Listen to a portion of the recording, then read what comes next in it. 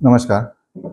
Ambernath police station हद्दीमध्ये DMC कंपनीच्या back साईडला आम्हाला गोपनीय बातमीदारामार्फत एक माहिती मिळाली होती की सदर ठिकाणी एक व्यक्ती गांजा घेऊन येणार आहे. त्या अनुषंगानं आम्ही छापा कारवाई करण्याचा एक प्रयत्न केला.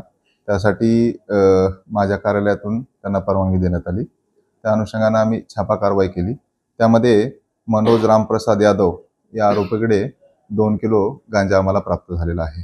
एकूण 2 किलो गांजा पकडलेला आहे. तो 14,000चा मुद्देमाल आहे.